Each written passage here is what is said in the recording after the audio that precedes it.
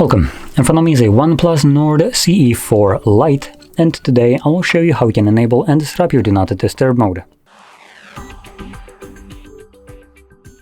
So to get started, you will want to pull down your notifications by swiping down from the top of your screen and then swipe down once again to extend the list of visible toggles.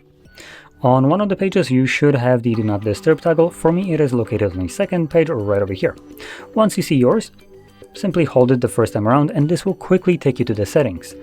In here you can customize how the mode will function, and additionally you can enable the schedule. In here there's one always pre-made one, so if you want to utilize that one, go right ahead. You can also edit it if the time doesn't really fit your preference, and obviously create new ones right here.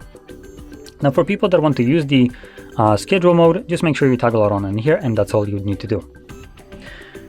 Now additionally you have options for contacts. This will allow you to select who can call you or message you, what applications will be able to bypass the Do Not Disturb mode, along with ring for repeated callers, which bypasses the contacts, assuming someone calls you twice within a 3-minute period, and then we have silent media when Do Not Disturb mode is enabled.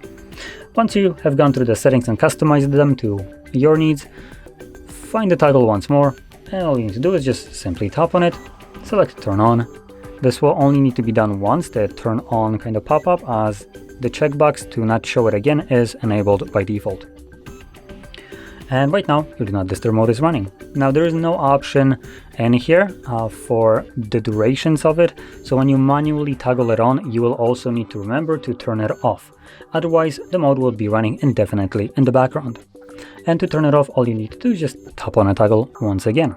Now for schedule mode you don't need to do that, as the actual Do Not Disturb mode turns itself on and off at the provided time that you have selected and at the day of the week.